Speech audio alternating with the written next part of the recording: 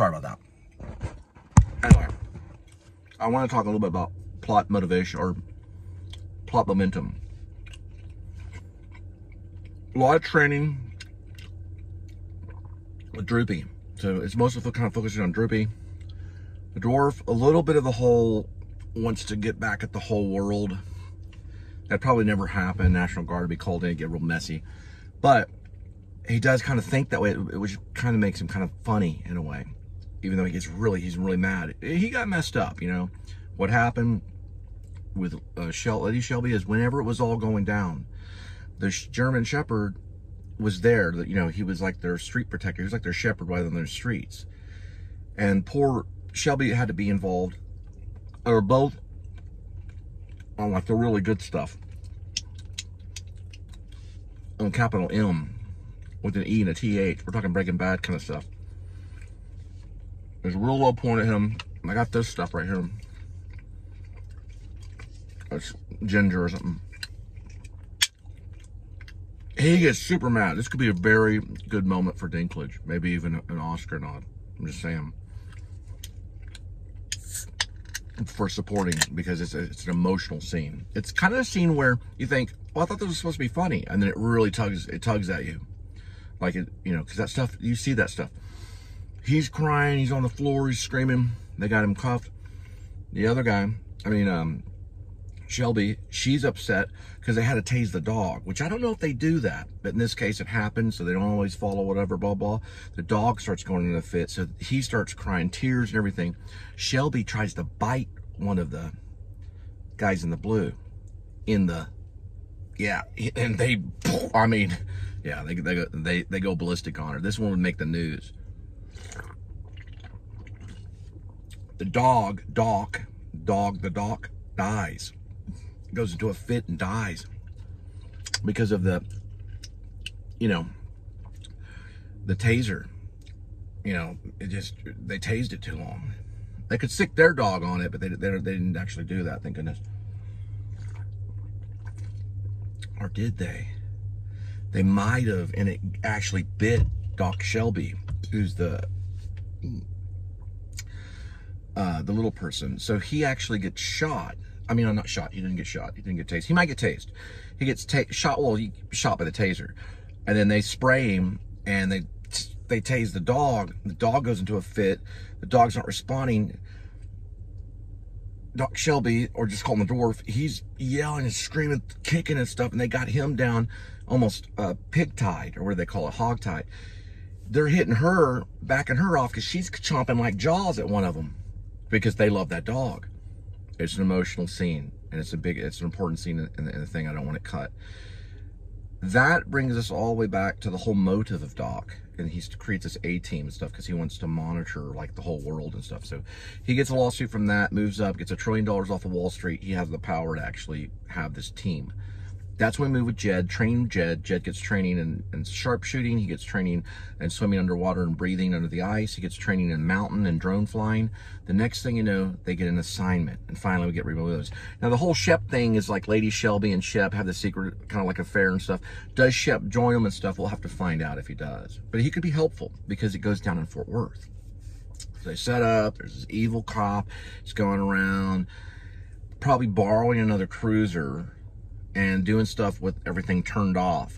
This really happened to a guy named Daniel Holtzclaw. He got 266 years in prison. It really happened. It's not a fake thing. He'd turn everything off and he'd do this stuff. Well, this goes on, and so finally Shep finds out about it because he starts monitoring. Not Shep, I'm sorry. Doc Shelby finds out about it because he starts monitoring. Shep probably doesn't. And Shep is just, what happens is Shep gets involved in some of this weird stuff. So he actually gets set up. Now, I know how it happens, okay? Shep lives in a neighborhood, okay? He lives in this neighborhood, which is kind of like, you could say, a cop neighborhood. Or the man in blue, whatever you want to call him. And the other guy, which is it not Jed? No, it's not Jed. Jed was almost a homeless guy that was a musician. This is another guy that lives in that neighborhood. Oh yeah, Shep. Yeah, Shep lived in this neighborhood. He had like, I guess maybe like, anyway, I just put it this way, he lived in a neighborhood. and he had Buster. So he was a canine patrol guy. And he was hanging out with this other guy, the Ray Fiennes dark character, Bad Cop X. And something happened and he passed out so he could get his cruiser and go do something. It gets kind of a little bit Fauché, whatever his name is, Anton Fauché, where you got the Brooklyn's Finest and you got Training Day. There's a little bit of that. So there's this, the whole, you know, that part of the plot. What he does, we don't really know yet. We just see that something goes down. Okay, so we don't know his name. We just know he's Cop X. But he sets up his friend, which is Shep. But I know how he does it. But if I tell you, then you would know. That's like if Quentin Tarantino really knew what was in the briefcase. I don't think he did. I don't think Quentin knew, but he might. He might have known. So he sets him up, but we don't know how. Now, let's just say hypothetically I know how he gets set up. Okay? Let's just say hypothetically I know. Let's say I know.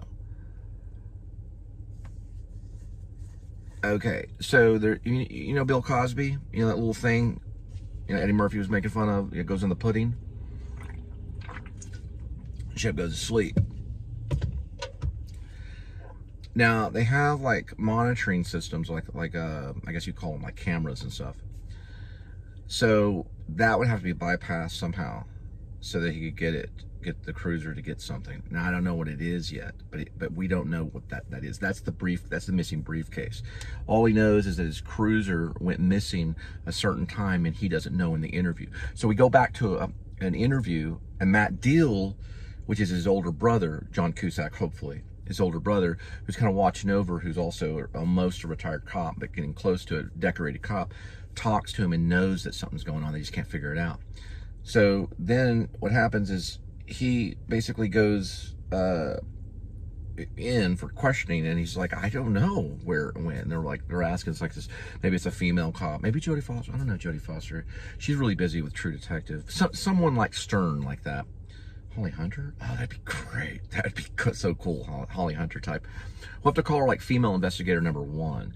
So she's like, well, where did your cruiser go from this time to this time? It's like, nowhere. He doesn't know. So he's answering the questions. But as the audience members, we're seeing, like, did he really do it?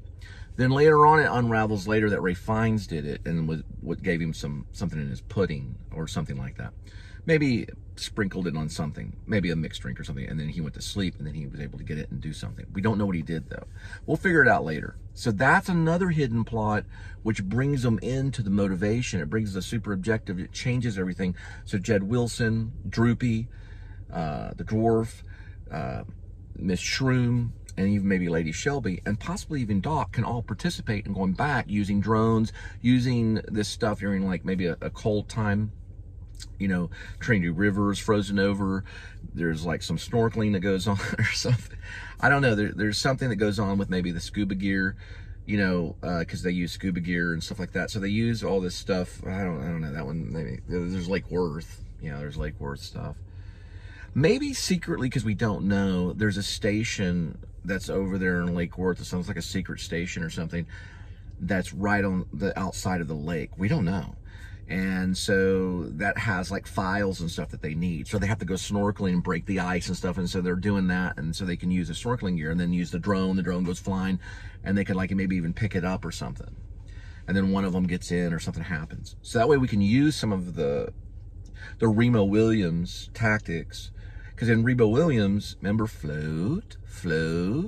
So they use it later on whenever they go to the destination, the assignment thing. So they would use it again to get in. Just like Remo Williams. Actually, I'm going to turn on the soundtrack. I got to go. Okay, I figured it out. It was wrong. I have to redo the cast list. Key, was his name Key? Qua, whatever. He was in Everything Everywhere All at Once. He could possibly be Droopy. That's what I was thinking. Yeah, boom, whenever it hits you. He would be like a Droopy type. Because I also put Charlie Baker in there too. Because Charlie Baker's real skinny. Because Droopy could be skinny. I did put down thin for Jed. But I think maybe Droopy for that. So we'll have to reorganize it. I probably put it in the wrong list. But, you know, they do readings anyway. I'm not the casting director. We don't always get our way. Anne Rice did, not for Interview with the Vampire. She said she didn't want to use Tom Cruise in it. I thought Tom Cruise did good, though. Yeah, and Pitt did okay. But Tom Cruise did really good in Interview with the Vampire. But then Pitt did good later on. Yeah, Fight Club, that's when he broke out. I remember now. Okay, I just now remembered. Okay, yeah, he'd probably be Droopy. That's why we could probably reuse the Remo Williams soundtrack. Okay, guys, some of Remo Williams' soundtrack might have to be touched up a little bit. But, man, that beginning part of it is amazing. Yeah. Dun, dun, dun, dun, dun, dun, dun, dun, dun, dun, dun. That whole stuff is great. It's still good even today. It's a good movie. Check it out, Remo Williams.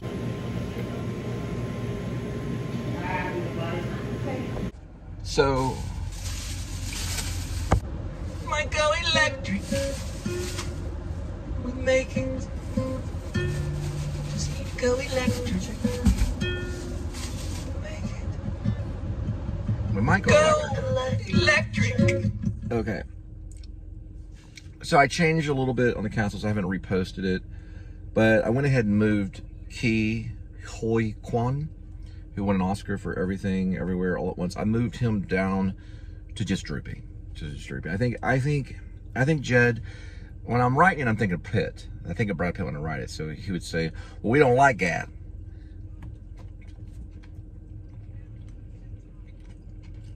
But there's a lot of like options, and also I think casting directors usually get the option on that, especially if it's gonna be a producer. They think about it like a science. But yeah, that would be ideal for Droopy. Droopy is supposed to be kind of funny. He's also he's not really a weakling.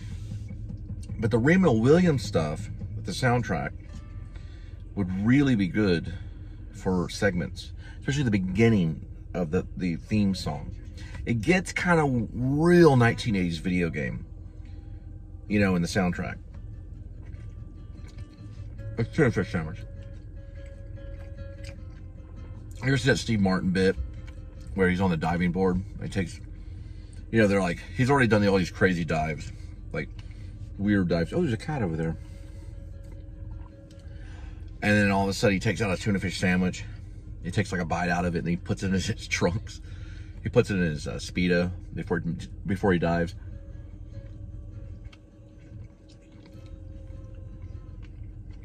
They used to say, oh, Steve, look like Steve Martin. When I was on stage, I get that as a critical. Like,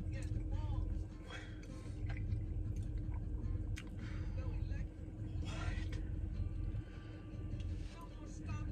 Are you crazy? I could probably play him. Wild and crazy guy, you know. Well, I used to kind of mimic him a little bit every once in a while. Why was he so funny?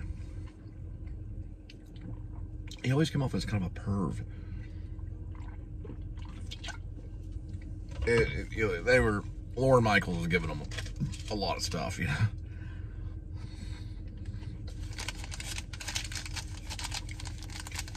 Oh, I was in my audition for Turn Live when I was there. Well, in New York, they're like, how do you know? Every actor,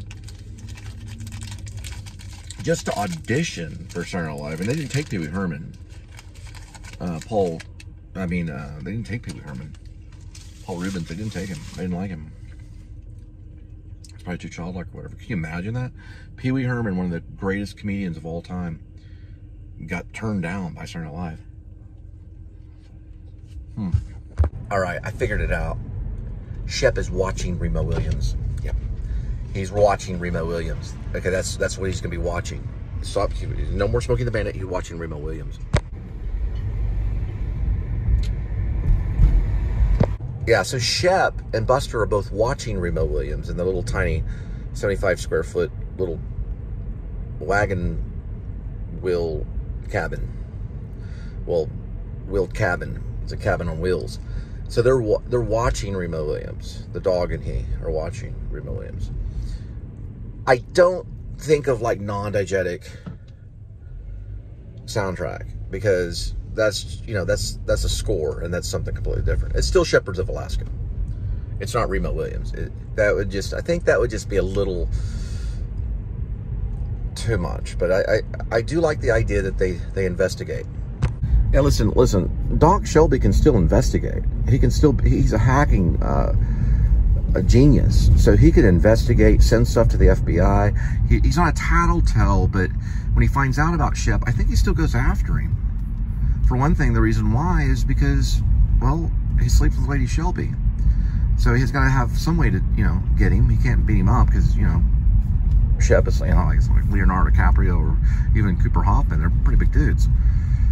And Doc Shelby, you know, gets his butt kicked. So he probably tries to turn him in and get him in trouble. It's real hard for Alaskan Trooper #1 and #2, which is Al Greenwood. Al Greenwood and, of course,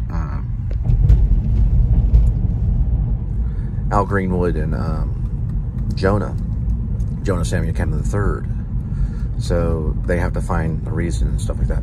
Everything else is still the same. I think they do get kind of A-Team in a way, but it's more realistic kind of A-Team.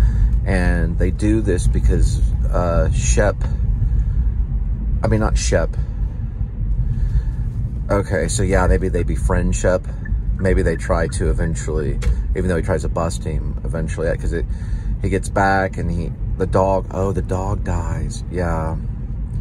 The dog, see, it's kind of serious. The dog does die. So maybe he feels bad for him and decides to maybe bring him onto the team, even though he was going to bust him. Because then that makes Doc Shelby kind of biased a little bit. But he's still militia type. That's going to be something I'm just going to have to find along the journey. These are some stuff I'm going to have to ask along the journey to see if it goes that direction. If Shep joins them, or if Doc changes, you know, because Doc could change, but Doc really is bitter.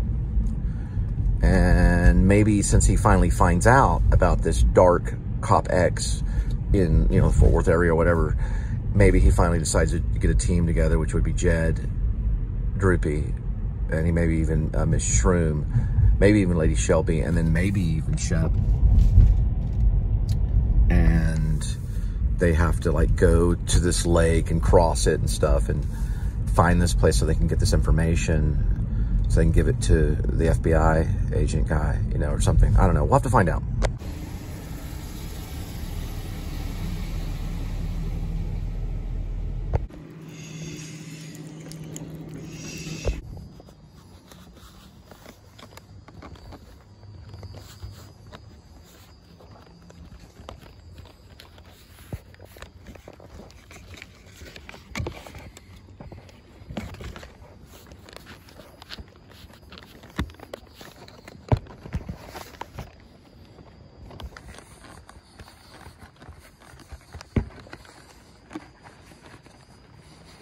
She serves 3 black cats.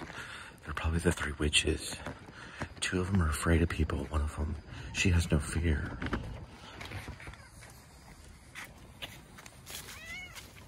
Just hang on. Gotta get this place right here. There we go. It's Amy the witch. Yeah, that should be okay.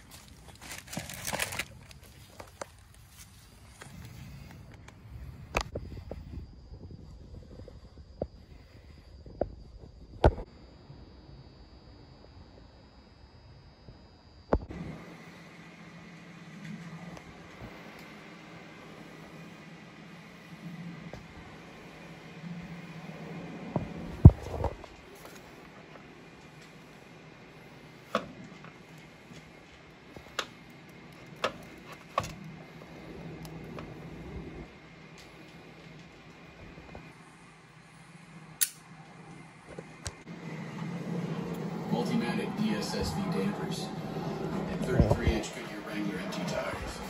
Alright, I figured it out. Ray Fiennes' character, which is basically Cop X, been going across town for a while, doing this thing. One time he gets there, he can't believe it. So, he's actually quite intelligent. goes over to Shep's house one time. He has like he comes up with a reason somehow to have some kind of case or something. Showing him something so that he can bring in a case. Or actually, it's not that important, but he goes in and he puts something in his, I guess, beer. Drops it in there.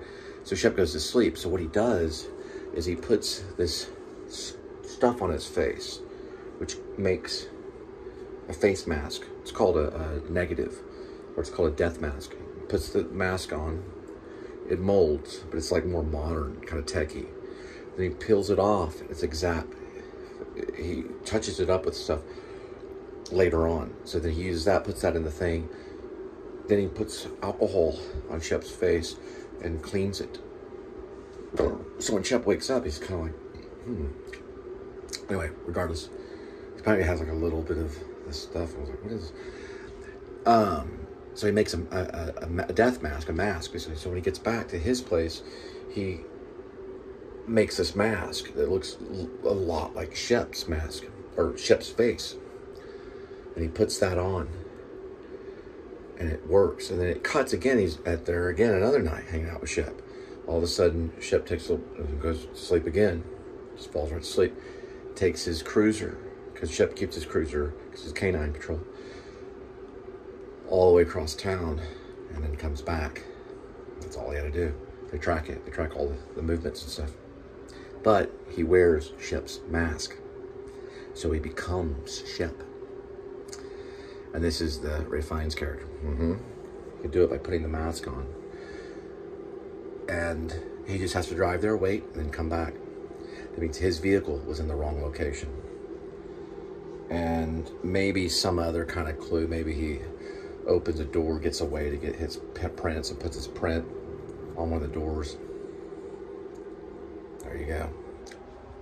And that explains the reason why the dwarf catches him with this high-powered, it's a type of thing that can take a photo and then solidify it, and you can see very closely later on that it's actually a mask, because the dwarf is kind of like a Columbo kind of character a little bit too, and that's how he ends up launching the militia troop to catch him. But he has to prove that by sending all the information to the FBI agent before they do their final, you know, dun dun dun dun dun dun dun dun dun. The only thing is, I'm cutting that aspect, having theme music, because I don't want it to come off as like Remo Williams. But I do want Shep to watch Remo Williams in this next little segment whenever we see Shep and Buster watching the movies. And he also go through a photo album. Now, in the photo album, he'll turn it over and there'll be a photo of him and Ray Fiennes, or him and the Bad Cop X kind of looking at each other. He kind of looks at it for a while, and then he goes through and he sees the photo album. That'll cut to Jed and Droopy on the mountain with the drone, and they're training for that. And they'll use a circus bear as target to spy on and get really close to the circus bear. And then who will be training that, which will be the shrimp. Hopefully I can pack one.